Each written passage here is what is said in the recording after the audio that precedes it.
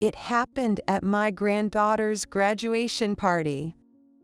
On that day, my daughter, Emily, and I were busy preparing for the party. In the living room, my husband, Steve, our granddaughter, Melissa, and my daughter-in-law, Jennifer, were relaxing. Oh, it seems lively here. From the faint conversation between Melissa and Jennifer in the living room, I realized that she made a cake for us. Even though Jennifer was young, she was very thoughtful and kind to her niece, Melissa, whom she met only occasionally. For this graduation party, she even offered to cook herself. I was really happy about Jennifer's kindness. The next moment, however, What? my husband, without a word, grabbed the plate with the homemade cake and threw it into the kitchen trash can. Jennifer was so surprised that she froze on the spot. I was cooking in the kitchen when I was shocked by my husband's strange behavior and involuntarily raised my voice. "Honey, isn't that Jennifer's cooking? What are you doing?" I thought all three of them were getting along well, waiting together, but what's going on with this situation? Confused, I was then approached by Melissa with tears in her eyes. It seems Melissa was also shocked by the sudden disposal of the cake. Poor thing. Just as I thought to say something to Melissa, it happened. Grandpa, thank you. Melissa gently hugged my husband and began to sob quietly. I am Karen Murphy, 60 years old. I live quietly with my husband Steve, 3 years older than me, and I work part-time at the local supermarket. We have 2 children. The first is our daughter Emily, who will soon be 37 years old. Emily married her college sweetheart and now lives in the neighboring town. The second is our son, James, who is 35 years old. James married Jennifer, whom he met at work about a year and a half ago.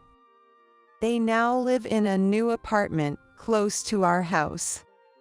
James is serious and kind-hearted, but a workaholic. So, even when he came back to our house once in a while, all he said was about work. Even when he was drunk, he didn't get any romance stories. Therefore, my husband and I thought he might remain single forever. However, 2 years ago, when he came home as usual, Jennifer was with him. And without any preamble, he introduced her as his fiancée, Jennifer. We were completely taken by surprise, as we had not been informed at all. Although James had always been inattentive to matters other than work, this surprise visit was truly unexpected, and later, he got a gentle scolding from my husband. However, since then, he has started to communicate and consult with us in advance. Thanks to that, his wedding and moving went smoothly. His wife, Jennifer, was in her early 20s, more than 10 years younger than James. She worked as a receptionist at a company, spoke politely, and had a kind demeanor. Moreover, she was very thoughtful and always took the initiative to help with household chores when she came to our house with James. She is such a considerate and well-put-together person. My son is lucky to have married such a wonderful woman. James might not be attentive to anything other than work, but we thought he could be happy with Jennifer, who chose to be with him. However, a few months later, Jennifer's behavior began to change dramatically. It started when James was scheduled to go on a week-long business trip. Normally, his department had frequent day trips or overnight business trips, but this time it was unusually a long one. 3 nights before the trip. Hello, Mom. It's James. Sorry to spring this on you, but can you look after Jennifer next week? What's happened all of a sudden? Is something wrong? I have to go on a business trip for a week starting next week, and Jennifer hasn't been feeling well lately. So, can you call her or check on her sometimes? Well, that is concerning. I'll talk to Jennifer directly and see if there's anything specific she needs help with. Thanks, that's a big help. Let me know if anything comes up. The next day, I sent a message to Jennifer with my unfamiliar fingers. How are you feeling? If there's anything I can help with, please don't hesitate to ask. Okay, sent. It took me over 10 minutes just to send such a short message, making me acutely aware of my declining mental agility. However, I received a reply from Jennifer within a minute. Oh, that was quick. Young people really are different. The message said that she was taking over the work of an employee who had retired, which made her incredibly busy. And although Jennifer wasn't originally good at housework, she had been managing with James's help. However, with James away for a week, she wrote that she was feeling anxious. She wanted to ask if I could help with the laundry and dishes. When I first heard from James that Jennifer wasn't feeling well, I honestly thought she might be pregnant, and I was quite excited. But learning that wasn't the case left me a bit disappointed. Still, my daughter-in-law was clearly struggling. I spent another 10 minutes typing a response to let her know to ask if there was anything else I could do. Looking back, this might have been the start of it all. After this, Jennifer began to find reasons to ask me to do household chores, and even started requesting specific dishes for dinner. The frequency of these requests increased over time, and when James was away on business trips, she would stay at our house, acting almost like a guest, and never once offered to pay for the groceries for the meals she requested. Eventually, my husband and I started to feel that her lack of restraint was too much. Still, we continued to comply with Jennifer's requests, perhaps because she was a young bride and always excessively grateful for the help with housework and meals, making it hard for us to refuse her. Doing household chores and cooking can be tough when you're tired from work. And besides, she always takes photos of the food with her smartphone, which makes me think my presentation has improved. I guess I have Jennifer to thank for that. This is how I justified it to myself. Although Jennifer wasn't pregnant, we had our granddaughter Melissa, born to our daughter Emily and her husband. Being our first grandchild, Melissa was exceptionally kind and adorable. Of course, my husband was always so doting that Melissa is the apple of his eye. No, Grandpa, Melissa is already in elementary school. You can't do that, or you'll hurt your eyes. But I love you, Grandpa and Grandma. Melissa would say, endearingly indulging her grandpa's jokes. Perhaps sensing our feelings, Emily made a point of bringing Melissa to our house almost every weekend when they had no plans. My husband and I always looked forward to seeing Melissa. However, About 8 months ago, their weekend visits started to decrease significantly. At first, I thought it was just a matter of timing, but the positive responses never came. Is this separation from parents? No, because she's a grandchild. Maybe it's separation from grandparents. Maybe Melissa is just at a challenging age now. I felt an indescribable loneliness, but I accepted it as something inevitable. After all, it's not like we can't meet. We're not disliked, so that's fine. Truth be told, Melissa's behavior when she visited our home hadn't changed at all. In fact, she had become even more affectionate and proactive in helping with household chores. So, the decrease in her visits probably meant she was just going through a difficult age. Thus, our only joys became the once-a-month visits and phone calls with her. Over the phone, Melissa's voice was always cheerful, and she happily shared stories from school. But at the end of each call, when I'd say she could visit any time, she would always hedge her words. Each time, I felt a deeper sadness and loneliness than I had attributed to her just being at a difficult age. In June, a day was set for Melissa to visit our home. I took this opportunity to share with my daughter Emily a plan my husband and I had discussed. We were thinking of having Melissa's graduation party here. What do you think? Wow, thank you. Melissa would be thrilled. That's great. Shall we discuss the menu for the day? Should we go with the usual menu? And can we invite James and Jennifer, too? James as well. Well, yes, celebrating together would make Melissa happier. Please go ahead, and the usual menu will be fine. The party details were smoothly arranged, leaving only the confirmation of James and Jennifer's attendance.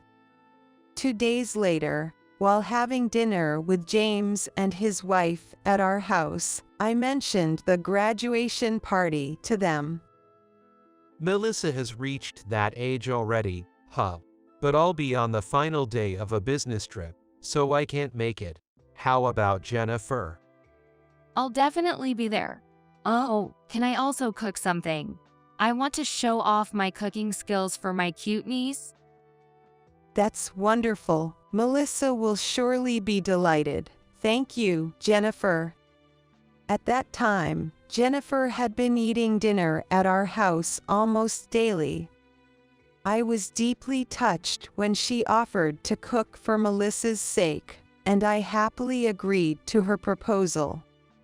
Little did I know that it would lead to such an incident. I couldn't have imagined it at that time.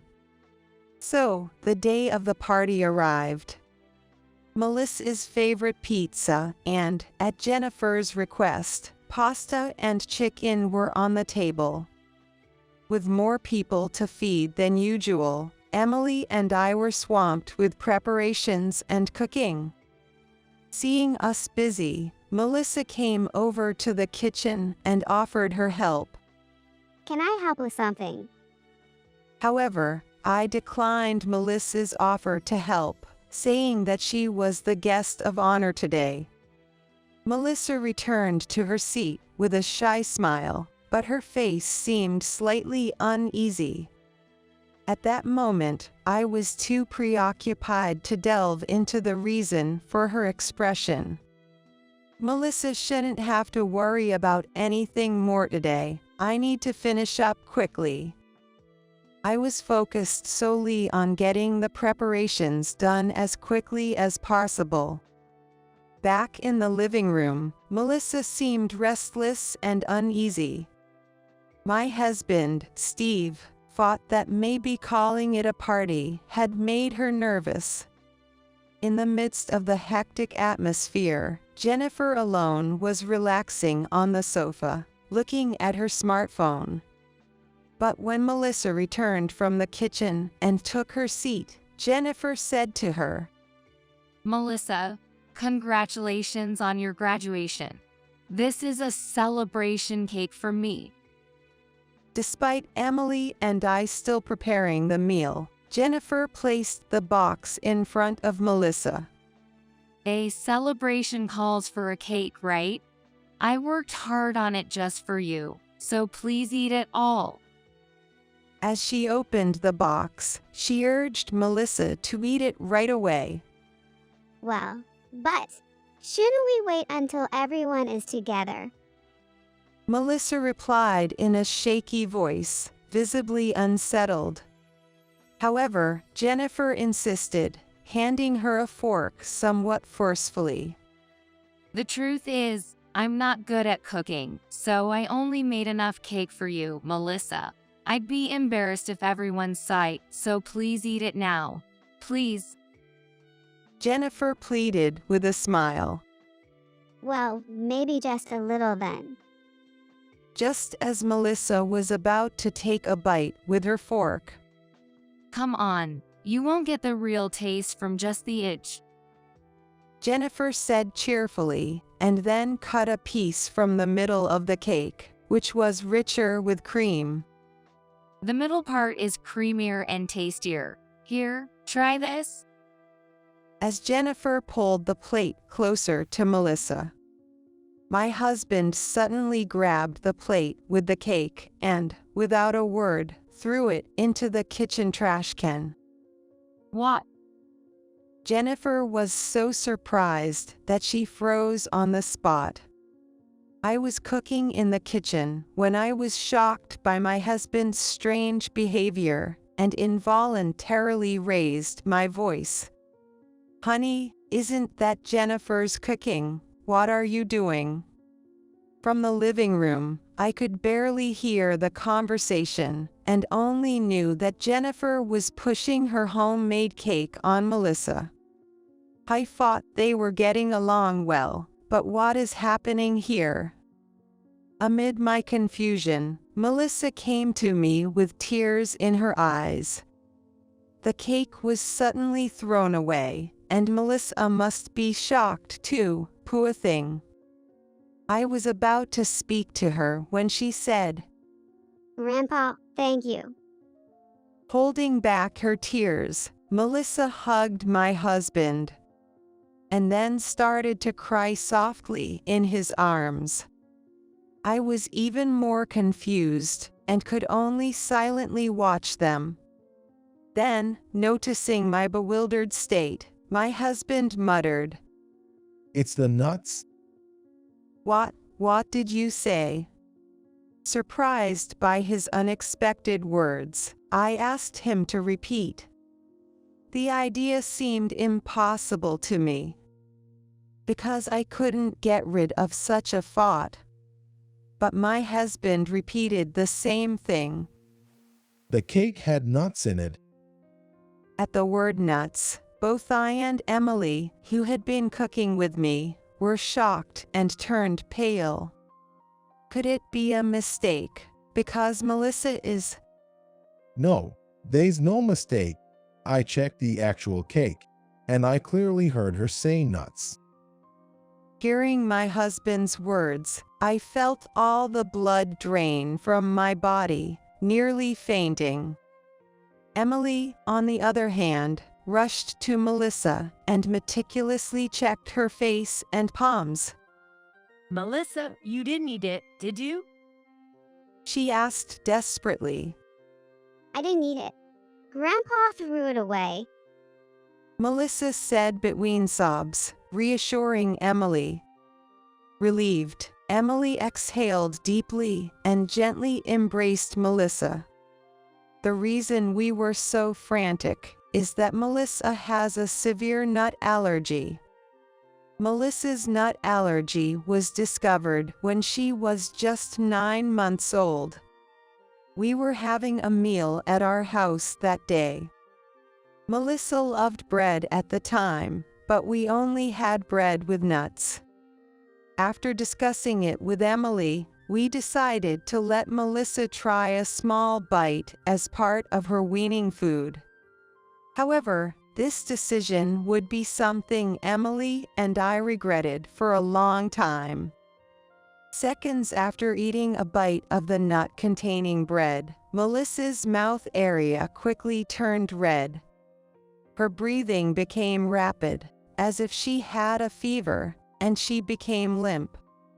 Naturally, the meal was immediately stopped, and Emily and her husband rushed to the emergency department.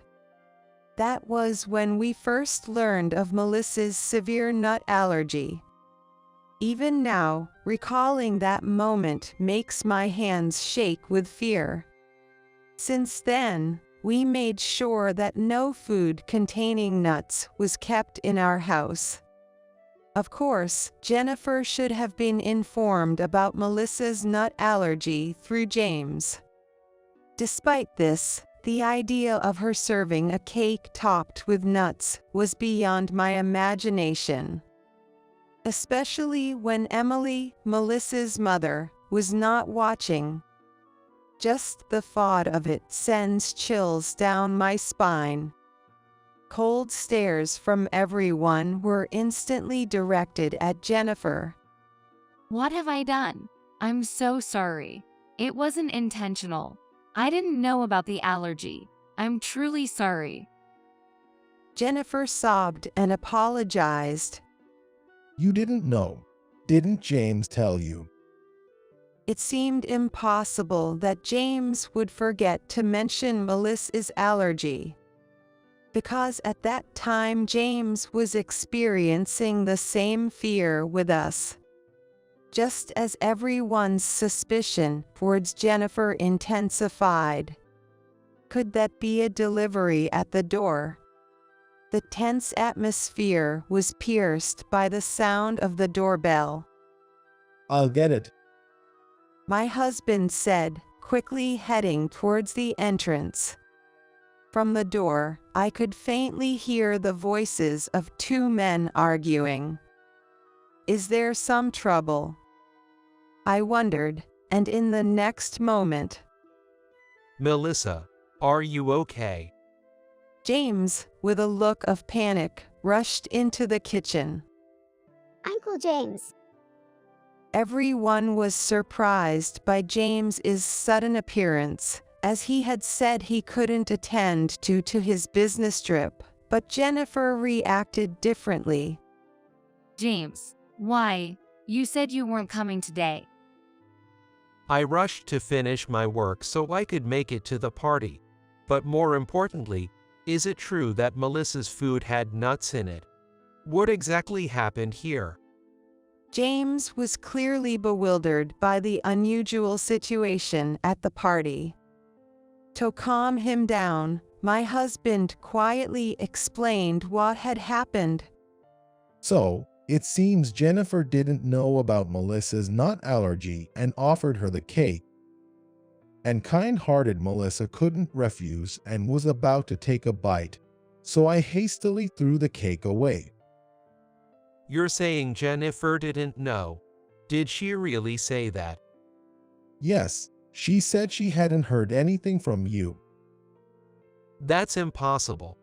I made a point of noting it in our shared memo, emphasizing that she has a nut allergy. Jennifer couldn't have been unaware. James then showed us the shared memo on his smartphone, which indeed mentioned the nut allergy. The cold stares of everyone turned back to Jennifer. I always top my cakes with nuts out of habit.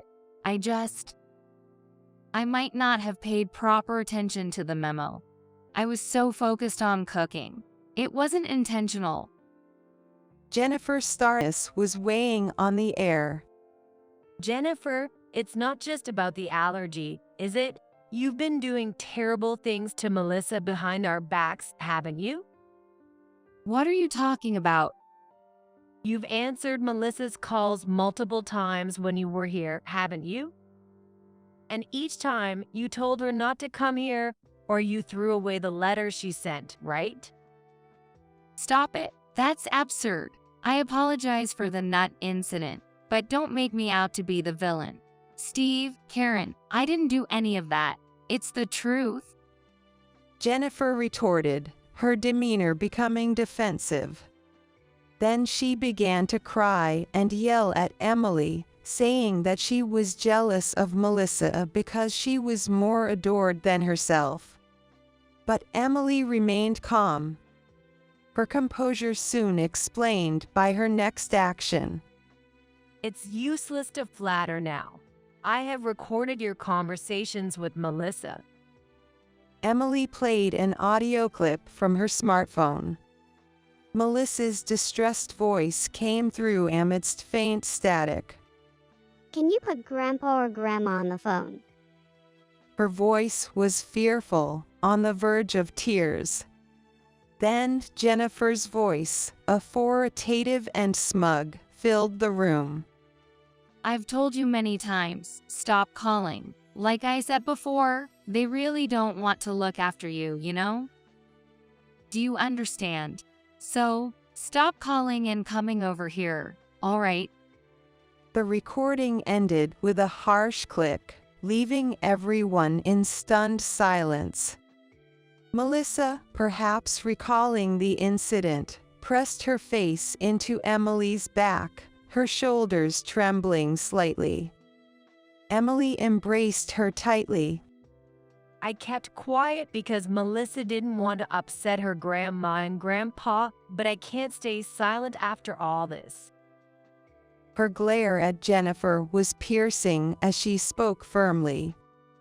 Jennifer, in contrast, was trembling, unable to form words, completely overwhelmed by the situation. In the silent tension of the room, the ticking of the clock was the only sound, distinctly audible. The long silence was finally broken by James. First off, I'll talk with Jennifer alone. Sis, I'll definitely call you tonight, so can you leave this with me for now? James, okay, call me, no excuses. Yay, Melissa, sorry for the tough time. Dad and Mom, I'll contact you later. Jennifer, we're leaving. Well, okay. Jennifer seemed somewhat relieved at that moment. She must have thought that James had helped her. I had assumed James was protecting Jennifer. But that turned out to be a misunderstanding.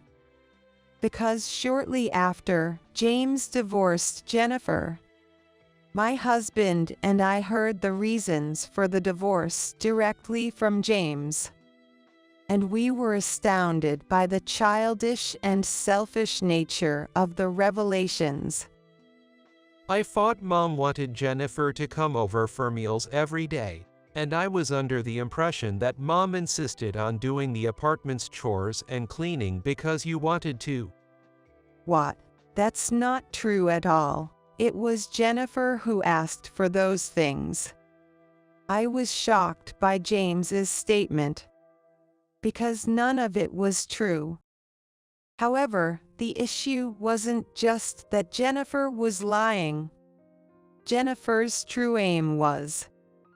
It was about satisfying the need for approval. Jennifer always takes pictures, right? Yes, now that you mention it, but what about it? She's not just taking photos. She posts them on social media, bragging to a lot of people, showing off how fulfilling her life is. Here's her social media profile. On Jennifer's social media, there were numerous posts of cute nails, brand bags, and stylish cafes. I noticed some familiar photos among them. Wait, this picture. It was a post of a dinner, claiming it was a menu she learned from her mother-in-law. However, I never taught her that recipe. In fact, Jennifer would only tell me Please make this next time. Being envied by others is what matters most to Jennifer. Eventually, it led to her needing to feel superior all the time. James explained it to me. Jennifer became so obsessed with getting attention on social media that she pushed the annoying chores and cooking onto Mom. She wanted to appear as the perfect wife, so she made those false boasts. James also explained her desire for approval. Still, it was a little difficult for me to understand at the age of 60. So, Jennifer did such awful things just to show off a loved and fulfilled personal life. Yeah, something like that. It would have been better if she was just satisfied with showing off in photos. Jennifer increasingly wanted to be the sole focus of Dad and Mom's attention, but for that, Melissa was in the way. In the way. When Melissa comes over, there's no overnight stay or dinner for Jennifer. Even though they do anything if she asks, that's not the case when Melissa visits. Jennifer hated that. My husband and I were appalled by James's story. It was hard to believe that for the sake of being the center of attention, she became jealous of a 12-year-old child, almost causing a serious incident. Allergies are the same as likes and dislikes of food, aren't they? It's not just selfishness. Even your sister made such a fuss about it. Isn't that strange?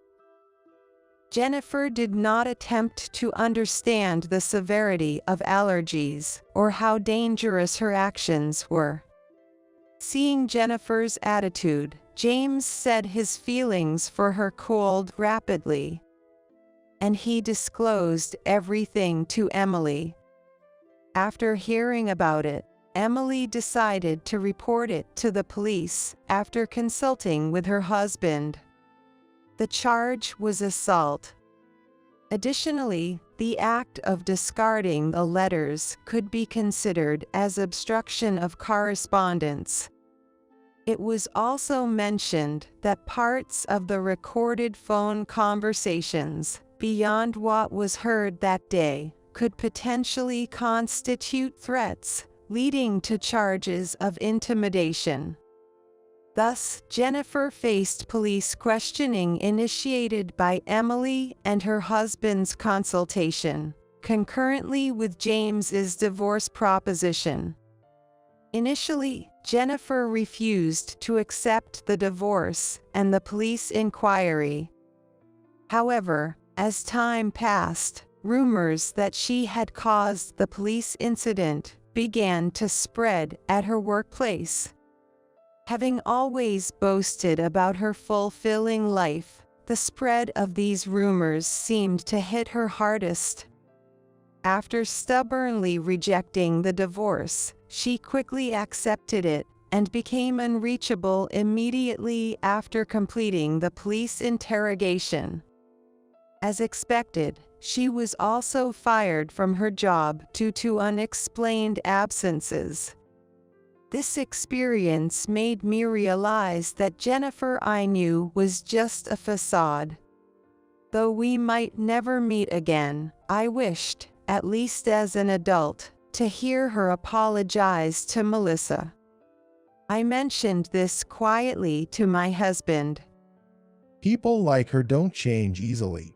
I'm happier with the thought of her never appearing before Melissa again than any apology she could offer. He might be right. Since that day, Melissa's visits to our home decreased again. But for entirely different reasons. Now in middle school, Melissa is busy with studies and club activities, only finding time during school holidays. Yet, she still keeps in touch through calls and letters, mitigating any feelings of loneliness. If my husband hadn't thrown away the cake on the day of the graduation party, what would have happened by now? I am sometimes seized by a chilling sensation as I contemplate this. He noticed something was off with Melissa and acted out of a desperate need to protect her. Thanks to his actions, Melissa can still go to school with a smile today. I'd like to learn from my husband and be able to protect Melissa's smile and future.